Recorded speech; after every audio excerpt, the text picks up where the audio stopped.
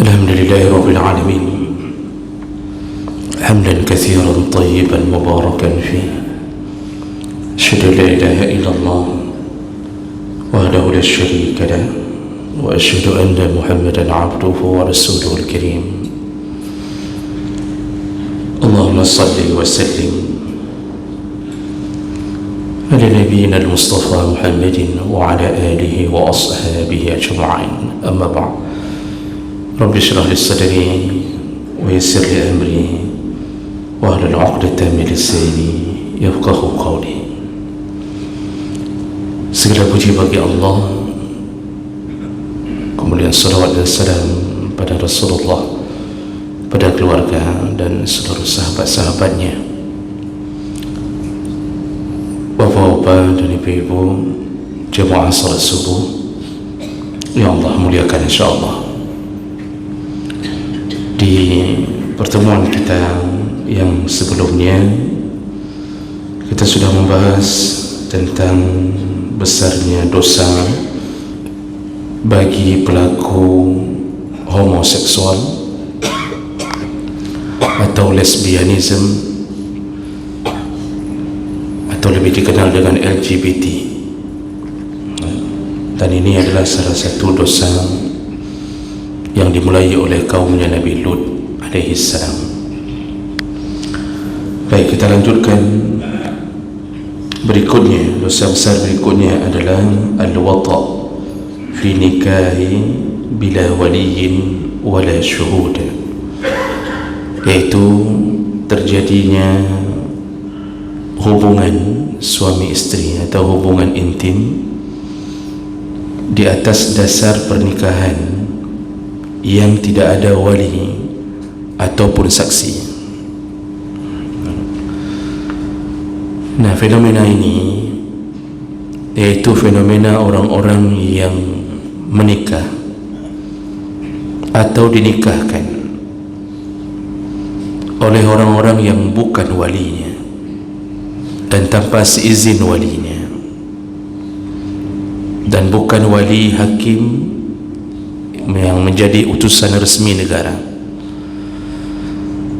Ini menjadi hukum yang dipermainkan oleh para remaja yang menginginkan pernikahan, lalu mereka mencari orang yang mereka anggap bisa menikahkan mereka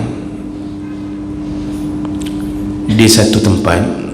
Contohnya pergi ke perbatasan. Kalau di Malaysia itu mereka akan menuju ke Thailand.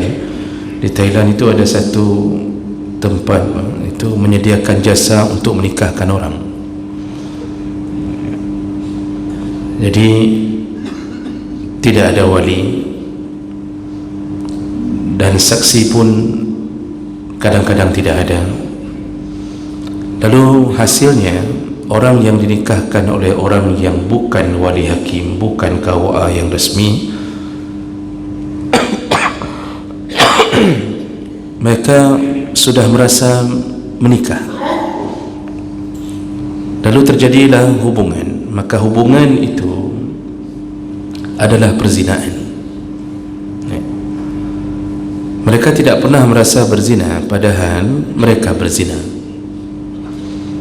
Jadi model-model kahwin lari, lalu cari orang yang bisa menikahkan mereka, itu semuanya adalah perzinaan. Atau ada orang yang menikah dengan cara mut'ah atau nikah kontrak, dan ini masih dilestarikan oleh kaum Syiah. Mereka akan menikah dengan seorang perempuan tanpa dihadiri oleh wali si perempuan, dan mereka menjadikan saksi apa yang ada di sekeliling mereka.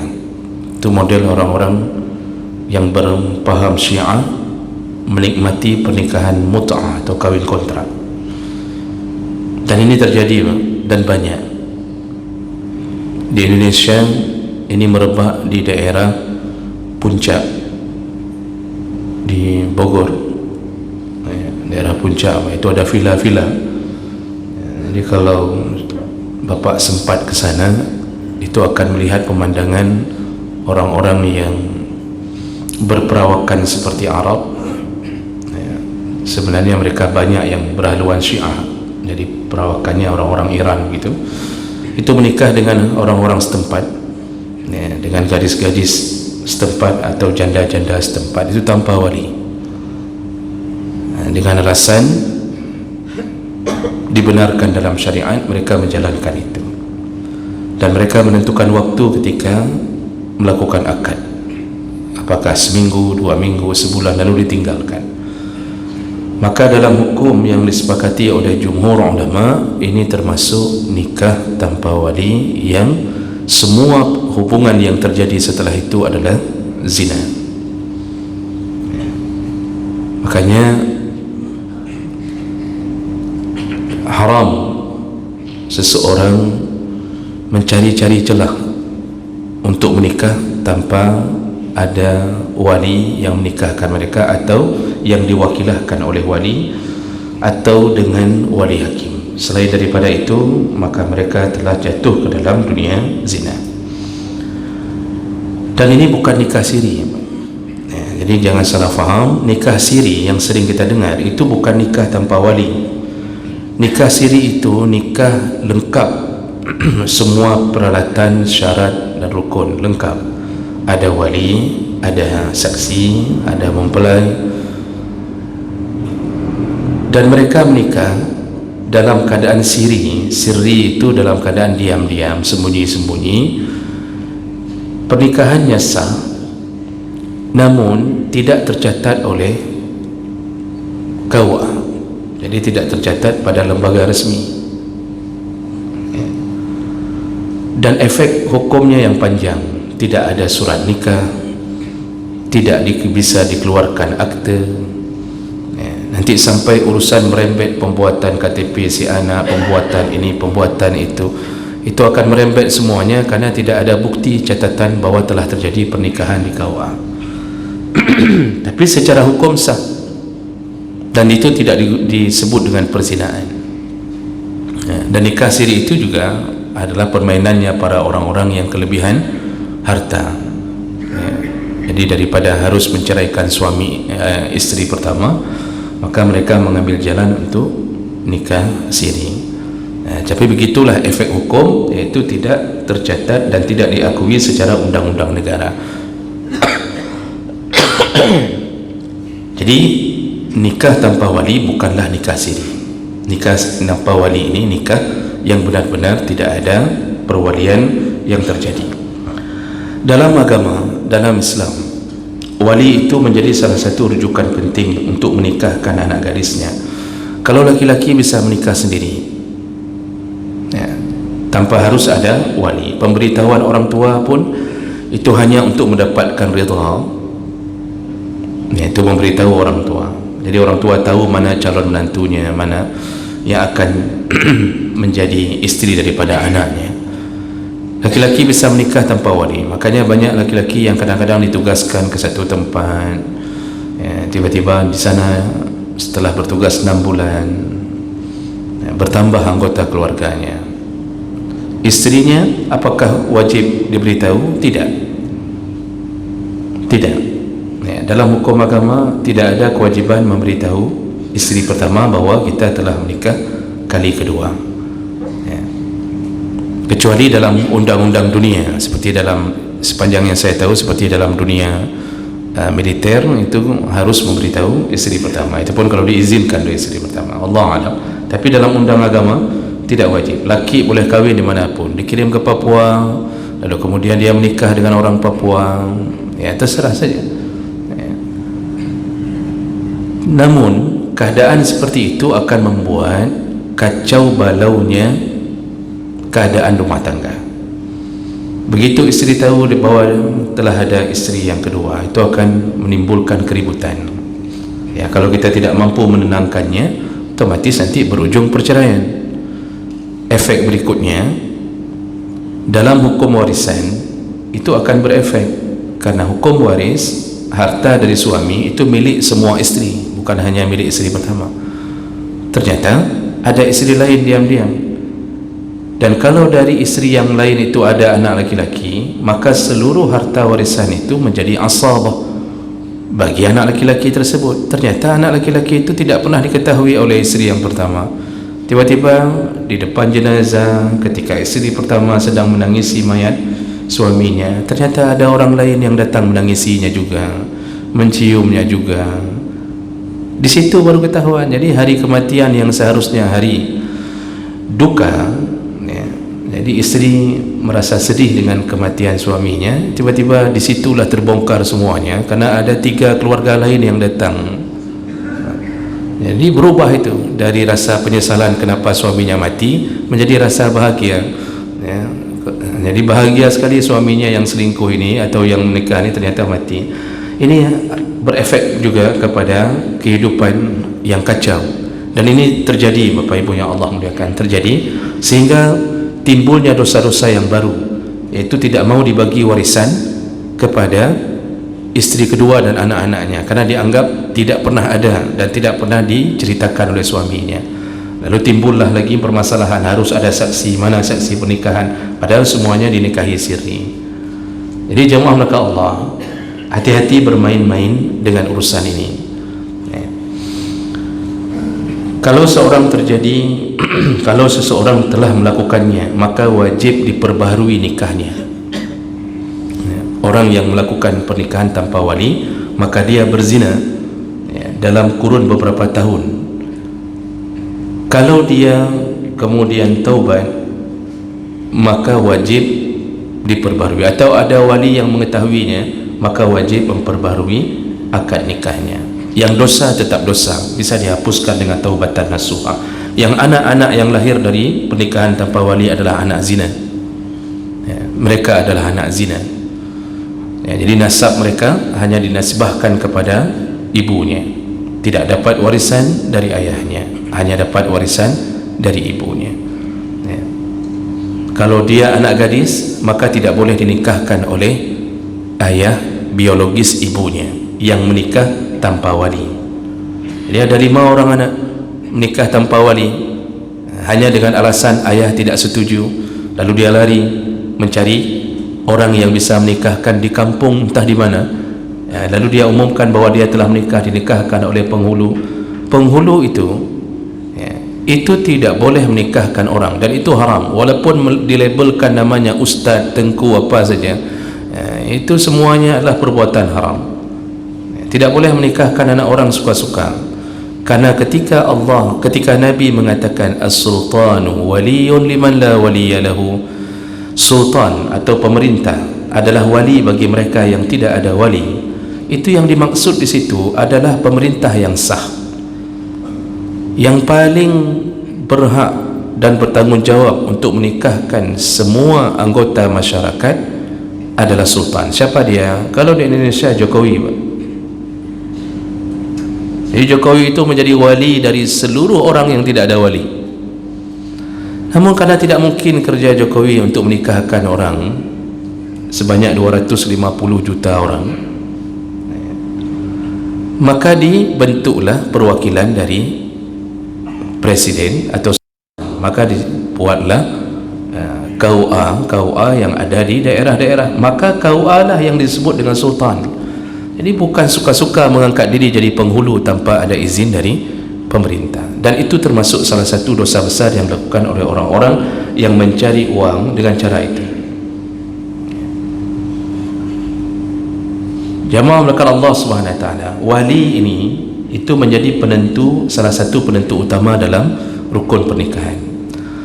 Allah Subhanahu Wa Taala itu ketika membicarakan tentang pernikahan makhluk yang diciptakannya, maka Allah mengatakannya tentang wajib keberadaan wali. Contohnya dalam surah Al-Baqarah 232, Allah Subhanahu wa taala menyebutkan, wa iza talaqtumun nisa fa balaghna ajaluhunna fala ta'duluhunna ay yankihna azwajahunna. Kata Allah, apabila kamu menceraikan istrimu lalu masa iddahnya telah habis, maka wahai para wali, kata Allah, Jadi Allah sebut, wahai para wali, janganlah engkau menahan-nahan mereka atau menghalangi mereka untuk menikah dengan calon suaminya yang baru. Jadi Allah sebutkan pernikahan perempuan melalui tangan para wali. Dalam Al-Baqarah ayat 221 Allah mengatakan, wala tunkihul musyrikina hatta wala tunkihul musyrikati hatta yu'minna. Mohon maaf, wala tunkihul musyrikina hatta yu'minu. Janganlah para wali menikahkan anak-anak perempuannya dengan para musyrikin, dengan orang-orang kafir.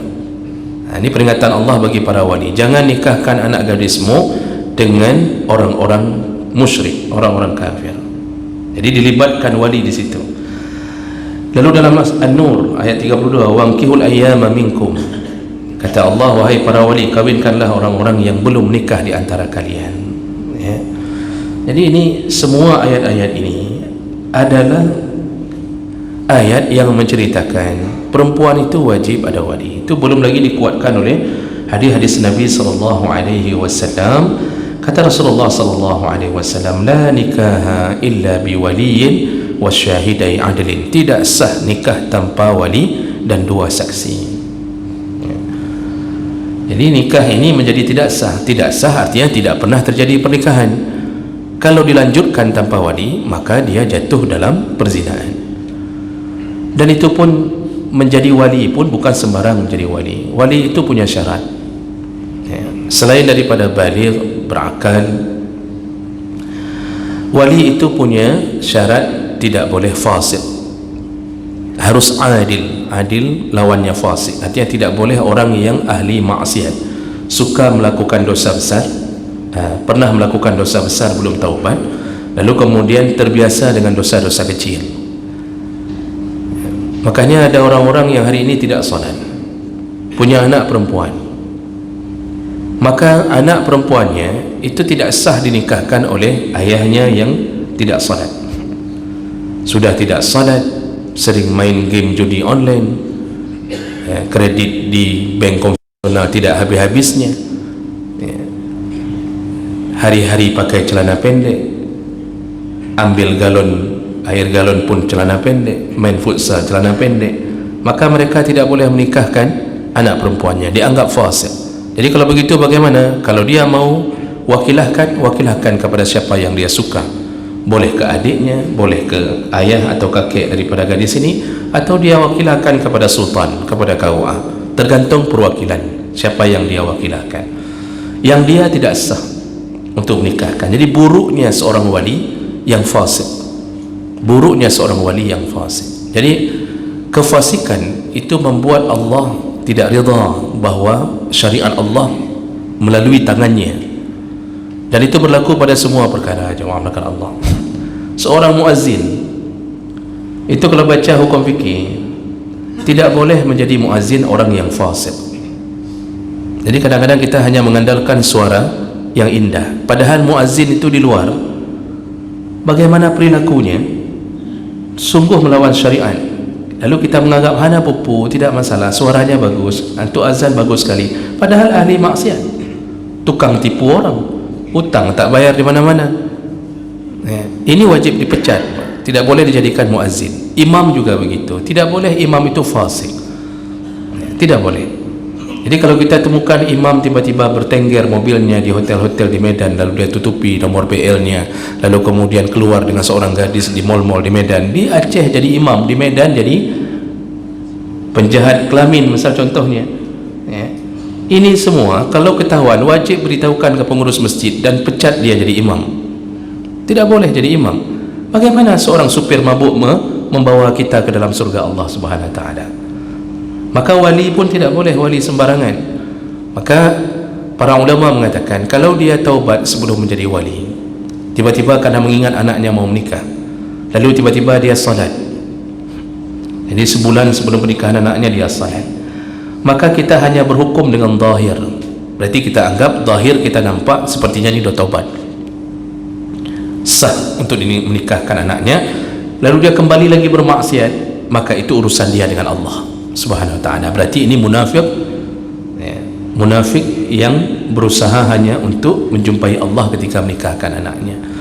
Dan jemaah berkata Allah Subhanahu wa taala, jadi tidak sah menikah tanpa wali dan kedua orang saksi. Dalam hadis yang lain Rasulullah mengatakan, ayyuma imra'atin nakahat bighairi izni waliha fanikahuha batil, fanikahuha batil, fanikahuha batil, kata Rasulullah.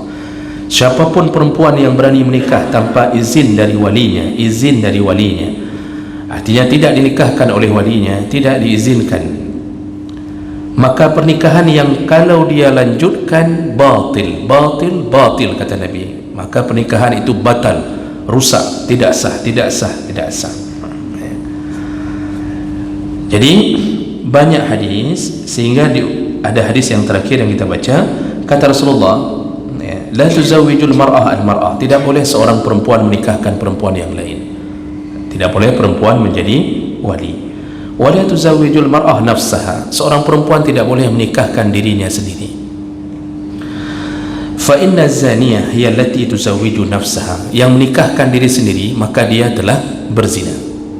Makanya tadi ini yang seperti kita sebutkan, jadi datang dengan pacar menuju ke satu tempat, lalu dia merasa bahwa dia telah mewakili dirinya, maka dia telah berzina. Jemaah melakukan Allah Subhanahu wa taala, kondisi ini, keadaan tentang masalah orang-orang yang melampaui batas berani menikah tanpa wali, lalu mereka akan berkata, jadi karena ada beberapa curhat, ada beberapa pertanyaan, Pak, jadi mereka mengatakan, kami menikah, kalau kami minta izin dari wali kami, mereka tidak mau menikahkan kami. Akan ada orang-orang yang tidak mau menikahkan anaknya, sehingga anaknya kebingungan, padahal mereka takut sekali menghadapi zina, misal contoh, tapi karena walinya tidak mau menikahkan dengan dalih, berbagai dalih. Nah, bagaimana yang harus dilakukan oleh anak ini? Jadi anak perempuannya ingin menikah tapi ditahan oleh walinya, dengan perkara-perkara yang diajukan oleh walinya. Nah, ini dijawab oleh para ulama begini, wali yang seperti ini itu disebut wali adal dalam hukum fikih, wali yang enggan menikahkan anaknya, wali adal. Fala ta'duluhunna, kata Allah, janganlah engkau enggan menikahkan anak-anakmu. Nah, wali adal ini, Pak, wali yang enggan menikahkan anaknya itu dibagi dua model. Ada yang enggan menikahkan anaknya karena urusan dunia, jadi urusannya urusan dunia. Contoh, seorang ayah mengatakan ke anaknya, ayah tidak mau nikahkan kamu dengan fulan karena dia baru honorer, walaupun orangnya salat jamaah, walaupun orangnya baik, baca Quran bagus, orangnya saleh, tapi nak, itu baru honorer, nak, belum PNS. Jadi alasannya alasan dunia, ya. Atau itu baru CPNS, nak, belum PNS, baru 80%, tunggu 20% lagi baru ayah nikahkan. Atau dia cuma penjual makanan ini, atau dia cuma tukang beca, atau dia ini. Jadi yang difikirkan oleh ayahnya adalah urusan dunia, urusan rezeki dunia. Lalu dia enggan, tidak mau menikahkan anaknya. Nah, yang model begini, para ulama sepakat mengatakan bahwa para sultan atau kaua itu boleh memaksakan dan mengambil alih untuk menikahkan anaknya kalau ayahnya berprinsip tidak mau menikahkan gara-gara urusan dunia. Jadi kaua telepon, kirimkan surat, rupanya tidak juga diizinkan, maka sah untuk diambil alih karena tidak dianggap alasan yang benar dalam syariat tentang alasan orang tua ini. Hanya gara-gara urusan itu anak yang belum ada kerja dan begini, itu urusan dunia. Nah, tipe yang kedua wali adal ini, wali yang tidak mau menikahkan anaknya karena urusan syariat. Jadi si ayah mengatakan, tidak akan ayah nikahkan kamu karena laki yang lamar kamu itu orang yang tidak salat. Ayah tahu dia tidak salat. Atau ayahnya mengatakan bahwa dia itu ahli maksiat, dia itu pengedar sabu-sabu, enggak akan ayah nikahkan kamu. Tanya anaknya, di mana ayah tahu dia pengedar sabu-sabu? Bagaimana tidak tahu ayah pelanggannya dulu? Lalu ayah taubat duluan, dia enggak taubat. Maka kalau ayah bertahan Karena khawatir anaknya yang putri ini, yang perempuan ini, kalau nikah sama laki itu akan jatuh ke dalam maksiat atau akan hancur hidup atau akidahnya. Maka si ayah bertahan, tidak akan saya nikahkan, tidak akan. Kalau ini alasannya syar'i, maka siapapun tidak boleh mengambil alih urusan ini. KUA pun tidak boleh ambil alih. Jadi jangan sok-sokan KUA datang wajib dinikahkan segalanya, tidak. Karena pertimbangan ayah tidak ingin menghancurkan agama anaknya. Jadi ini model dua perkara jadi wali yang enggan. Kalau seandainya urusan dunia, lepaskanlah anak kita, karena pernikahan adalah pembuka pintu rezeki. Jangan khawatir, kita dulu juga menikah miskin-miskin, Pak. Sekarang saja kita yang sudah wajah-wajah bersih sedikit minum air aqua, itu kan setelah 20 tahun menikah baru begitu. Dulu kan air paren, kemudian kita turun ke sawah, lalu kemudian susahnya cari rezeki. Maka jangan khawatir, karena Nabi telah janji 3 orang yang dibuka pintu rezeki dan Allah akan sayang kepadanya, yaitu salah satunya an-nakih yuridul afaf, orang yang menikah karena khawatir takut jatuh dalam zina atau maksiat, maka Allah akan buka pintu rezeki. Ya cuma sabarlah, ya, sabarlah dulu, ya jadilah penjual pulsa dulu sedikit-sedikit, lalu kemudian buat ini, nanti dibuka oleh Allah Subhanahu wa taala. Maka oleh kerana itu jemaah melakukan Allah, berhati-hatilah anak kita yang dalam pergaulan bebas tiba-tiba pulang sudah menikah. Maka perlu ditanamkan sejak dini tentang keharaman perbuatan itu. Subhanakallahumma bihamdik, asyhadu an la ilaha illa anta, astaghfiruka wa atubu ilaik. Wassalamualaikum warahmatullahi wabarakatuh.